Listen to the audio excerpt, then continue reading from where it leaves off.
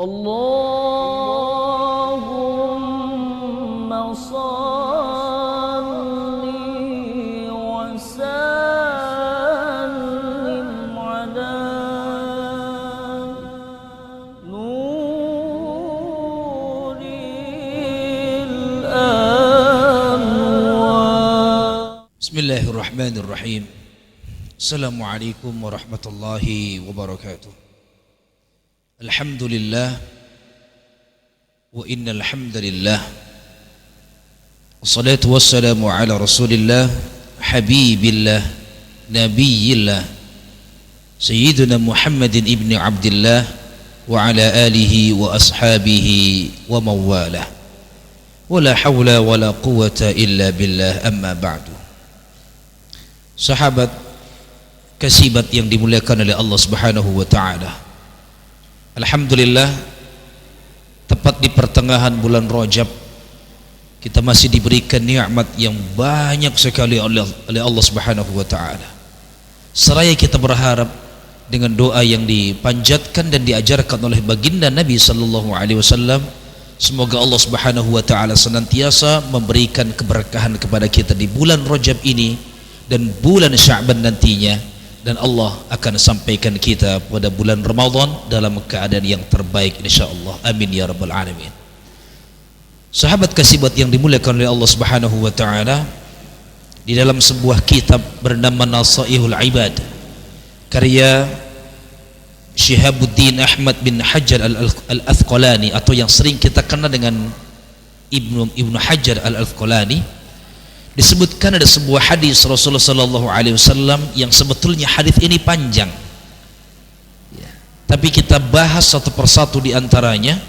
Hadis yang diriwayatkan oleh Imam Al-Bazzar disebutkan thalathu muhlikat, ada tiga hal yang menjadi penghancur hidup kita, tiga hal yang menjadi perusak hidup kita. Kita akan bahas dan rincikan satu persatu. Yang pertama di antara thalathu muhlikat, tiga hal yang dapat merusak, satu, fasyuhun muta', yakni rasa pelit, kikir, bakhil yang kita terus mengikuti hawa untuk kikir tersebut. Pelit, bakhil ini merupakan sifat buruk ya, yang Allah Subhanahu wa ta'ala benci, dan iblislah yang meminta kita untuk berbuat bakhil. Dan kita lihat, kalau pelit atau bakhil ini bersarang dalam tubuh kita, yakin bukan keberkahan dan kebaikan harta yang kita miliki, justru sebaliknya, dia akan menjadi penghancur. Bukan hanya harta, ilmu pun demikian.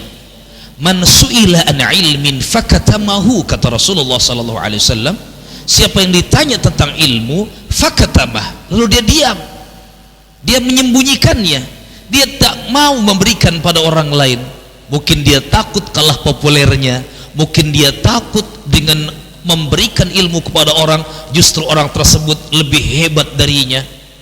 Uljima yaumal qiyamah bilijamin min nar. Orang yang ditanya tentang ilmu dan dia tidak mau memberikannya, maka dia akan diikat nanti di hari kiamat bilijamin min nar, dengan ikatan yang terbuat dari api. Ini satu hal. Maka kebalikan daripada bakhil itu apa? As-sakha, dermawan. Kita temukan nanti sebuah kisah di zaman Nabi Musa alaihi salatu wassalam. Ada seseorang yang sangat sulit dalam hidupnya mendatangi Nabi Musa alaihi salam dan mengatakan, ya Nabi Allah, doakan agar aku bisa menjadi orang yang memiliki harta. Maka kata Nabi Musa, usykurillah, perbanyaklah bersyukur kepada Allah. Orang ini nggak terima, para sahabat. Bagaimana saya bisa syukur? Buat makan aja saya susah. Terus ngedumel dia keluar dari kediaman Nabi Musa dalam keadaan tidak terima. Tidak lama kemudian, beberapa hari setelahnya, datang orang yang justru kebalikan dari orang yang pertama, orang yang diberikan nikmat oleh Allah. Dan dia pun mengatakan, ya Nabi Allah, aku agak sulit ini mengayomi harta-hartaku ini, doakan agar aku berkecukupan saja. Maka kata Nabi Musa apa? Cobalah engkau perbuat bakhil, jadilah orang bakhil, orang pelit dan gak banyak bersyukur. Kata orang ini, bagaimana aku tidak bersyukur kepada Allah? Aku dikasih banyak begini, bagaimana mungkin aku bisa bakhil sedangkan aku lihat orang-orang yang sangat butuh? Sehingga kesimpulannya adalah orang yang tadi tidak mau bersyukur, justru Allah datangkan kesulitan dan keburukan dalam hidupnya. Tapi orang yang dengan cara bersyukur dia berbagi tadi, justru Allah akan kembalikan berlipat-lipat dari yang dia telah keluarkan. Keburukan yang kedua, al-hawa muttabi'. Al-hawa muttaba', hawa nafsu yang cenderung diikuti. Masya Allah, kita lihat sekarang untuk mencapai satu posisi, mencapai satu jabatan, kadang orang tidak memikirkan tentang halal dan haram. Dia ikutin hawa nafsunya, pokoknya harus dapat, pokoknya harus sampai. Tapi apa yang terjadi? Dia pasti akan berada pada jurang kehancuran. Berapa banyak orang yang saat ini mau masuk dalam satu pekerjaan, dia dengan cara riswah, cara kotor, cara buruk, dia mengikuti hawa nafsunya. Yang penting saya harus masuk ke sini. Tapi apa yang terjadi? Dan bagaimana kalau ternyata dia tidak masuk? Posisi tidak dapat, hutang banyak, justru dia stres dan akhirnya depresi. Maka ada sebuah doa pula yang diajarkan Rasulullah SAW. Allahumma inni a'udzubika, dengan menggunakan al-isti'adzah, permohonan diri. Salah satunya apa? Min nafsin la tashba', dari nafsu yang tidak pernah kenyang. Na'udzubillah. Kalau kita punya nafsu yang tidak pernah kenyang, terus dia meminta, yang diminta pasti bersifatnya duniawi dan syahwatiyah. Yang ketiga, di antara yang dapat merusak hidup adalah i'jabul mar'u bi nafsi, bangganya manusia dengan dirinya sendiri. Seseorang yang membanggakan dirinya sendiri terkesan menjadi orang yang sombong dan merendahkan orang lain. Ini sesuai dengan makna al-kibru, yakni kesombongan. Ma huwal kibru? Apa itu kesombongan?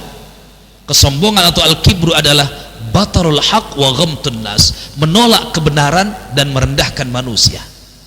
Orang yang merendahkan manusia cenderung dia meninggikan dirinya sendiri, sehingga ketika ternyata dia meninggikan dirinya sendiri tidak sesuai dengan ekspektasi orang, dia pasti akan jatuh. Dan orang yang menyombongkan dirinya sendiri, tentu ini bahasa-bahasa yang diajarkan oleh iblis dan dikutip dalam surat Al-A'raf nanti di antara surat ayat yang ke-12 sampai 23, kisah iblis dengan Nabi Adam.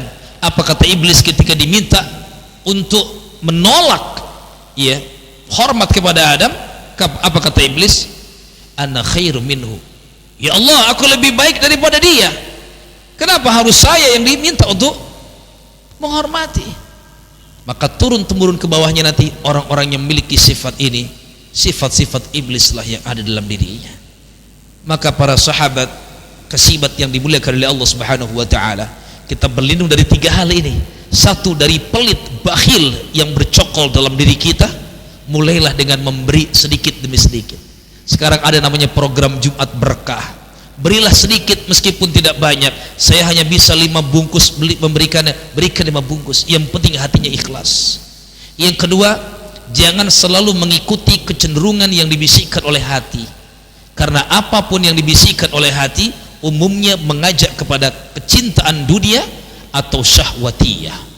Dan yang ketiga, jangan selalu dan terlalu kita memikirkan kehebatan diri kita sendiri. Yakinlah bahwa apa yang kita miliki, apa yang kita rasakan, bahkan sampai di mana kedudukan kita saat ini, merupakan bentuk amanah, kepercayaan yang diberikan oleh Allah Subhanahu wa taala. Dan kita tidak punya kemampuan apapun. Makna dari kalimat la haula wala quwwata illa billah. Mudah-mudahan dari hadis Rasulullah sallallahu alaihi wasallam ini, meskipun hadis ini panjang dan kita uraikan satu di antara 3 macamnya, dan dari satu diuraikan menjadi 3 lagi, 3 hal yang dapat merusak kehidupan kita. Semoga Allah jauhkan kita dari sifat-sifat buruk tersebut, dan Allah justru berikan kita sifat kebalikan daripada bakhil, yakni dermawan atau as-sakha.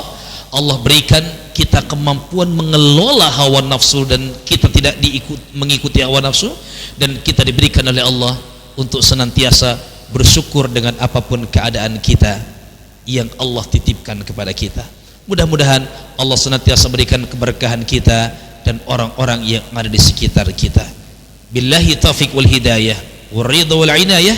Assalamualaikum warahmatullahi wabarakatuh.